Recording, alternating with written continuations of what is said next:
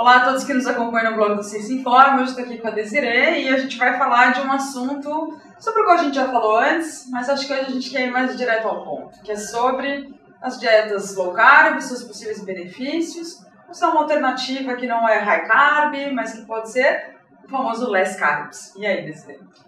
Eu acho que as pessoas hoje, né, nessa polarização da nutrição, tem esse ponto do low carb, que é grande defensor, né, virou até uma coisa de cunho religioso, às vezes. Às vezes não, né, muitas vezes. Fanatismo. Né, um fanatismo com relação ao low carb. E aí tem o pessoal que fala que tudo bem comer carboidrato, que o objetivo da pessoa vai ser conseguido se ela atingir um déficit energético, se o objetivo for emagrecimento. E que é plenamente possível ser saudável comendo carboidratos.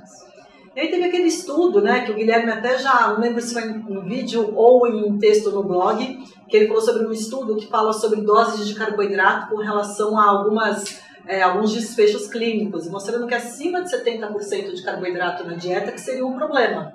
E 70% de carboidrato na dieta é muito carboidrato. Então, e a gente sabe que é plenamente possível. Eu, na prática clínica, vejo que tem gente que realmente come mais, 70%, chega ali próximo disso.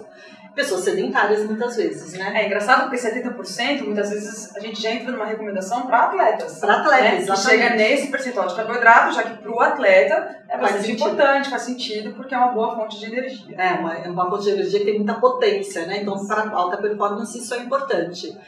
E aí, hoje em dia, né, a nossa discussão, olhando os dois lados, né, não condenando um nem outro, será que é tão a chave, não seria a pessoa, ao invés de consumir low carb ou high carb, né, nem baixo nem alto, só diminuir um pouco o less carb? Chegar no less carb. Comer um pouco menos de carboidrato na alimentação, porque é muito fácil a pessoa comer pão de manhã, uma barrinha de cereal na hora do almoço, comer um monte de arroz com purê de batata ou batata frita na hora do almoço, uma barrinha na hora do lanche, né? À tarde comer um salgado, né? À noite comer um sanduíche. Então, quando você vê, a chance de consumir muito carboidrato, ela é realmente grande.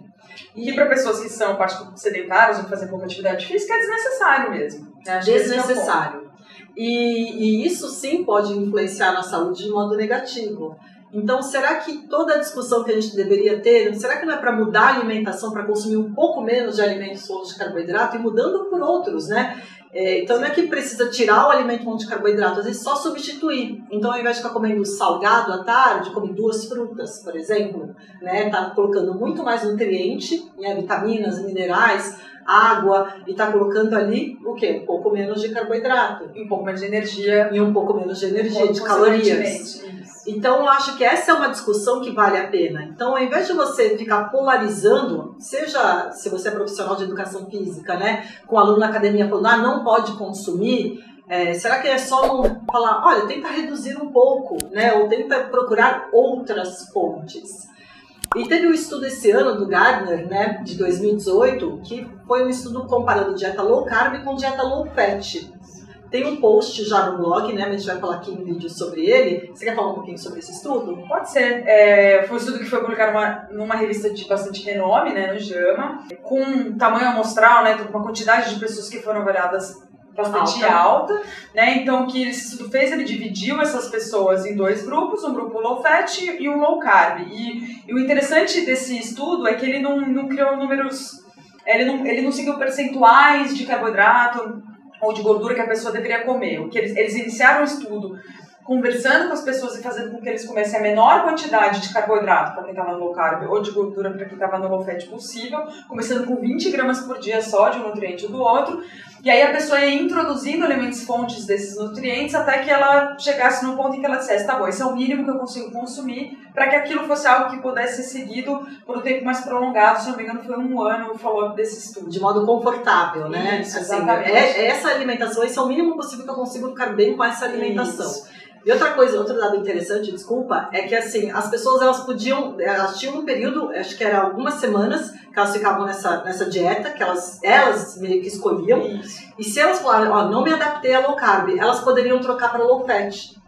Isso é questionável do ponto de vista científico no sentido de randomização, mas se você for pensar numa aderência à dieta, exatamente, que você aumenta a validade externa do estudo, isso faz algum sentido. Faz sentido, porque é isso, é aquilo que a pessoa se adapta. E o interessante é que como ele fez isso, a taxa de pessoas que desistiram, de dropout do estudo, ela foi muito similar entre os grupos. Exatamente a mesma, eu diria, entre os dois grupos. Foi exatamente a mesma entre os grupos, foi parecida entre os grupos. E isso é interessante por quê? Porque às vezes se você faz um estudo só de low carb ou só de low fat, as pessoas que não se adaptam àquela dieta, elas saem. E aí no resultado final do estudo ficam só as pessoas que se deram muito bem com aquele tipo de alimentação. Então é meio enviesado também.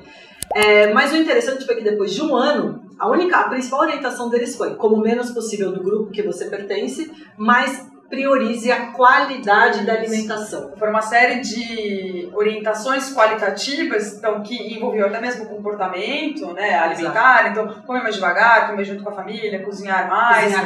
Ambos os grupos também, nesse sentido mais qualitativo, eram instruídos a não comer alimentos ricos em açúcar, seja low fat ou low carb, ou alimentos frituras e ultraprocessados. Ele até usou parte do nosso guia alimentar brasileiro. Isso, exatamente. Né? Então ele pediu para evitar alimentos ultraprocessados. Então o que ele priorizou dentro do seu grupo, coma o máximo possível de alimentos in natura. Isso. E o legal desse estudo é que, seguindo novas recomendações, né, de como você demonstra os seus dados, ele demonstrou os dados com todo mundo que participou do estudo, mesmo aqueles que tinham saído, teoricamente, né, que não seguiam mais as recomendações do estudo, e os dados de quem tinha seguido determinada dieta ou outra. E os resultados foram muito similares para os dois grupos. Então, quanto as pessoas emagreceram, quanto perderam de massa gorda ou massa magra, tudo foi muito similar.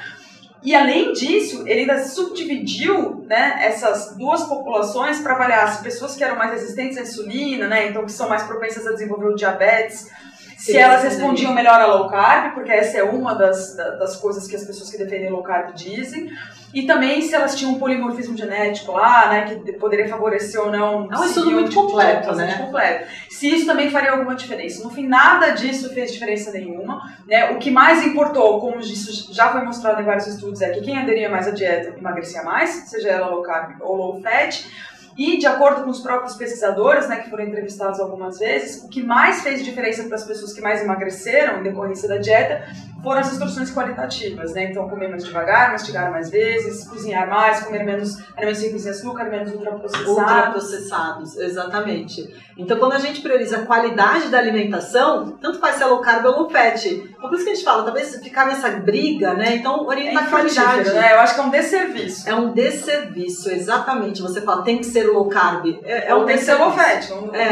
Então, assim, quer trabalhar com o seu público? Prioriza a qualidade. Fala para consumir bastante alimento in natura, que naturalmente ele vai acabar diminuindo a quantidade de açúcar, de frituras, e aí a gente está preconizando muito mais a qualidade da alimentação do que qualquer outra coisa. Talvez isso leve a um consumo menor de carboidratos para quem não precisa, mas não necessariamente chegando no low carb. Exatamente. Acho que essa é a mensagem final. Acho que é isso, pessoal. Muito obrigada. Se vocês curtem os nossos vídeos, curtam lá o nosso canal, habilitem as notificações e até a próxima. Até a próxima.